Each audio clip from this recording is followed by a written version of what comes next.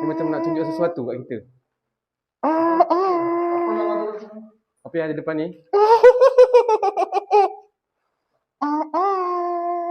Banyak gelak dia.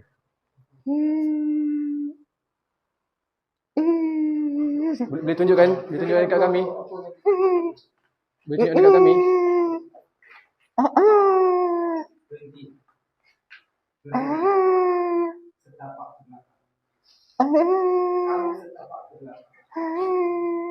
Kamu setapak ke belakang.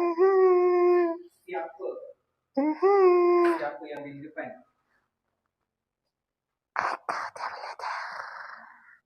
Apa dia? Kurang jelas lah. Tak tahu. Ikut saja. Kenapa kau nak bawa tubuh kawan aku ke sana? Aku ingin menunjuk Tunjuk apa? sesuatu. Apa? Tunjuk apa? Membahayakan kawan aku ke tidak? Membahayakan kawan aku ke tidak?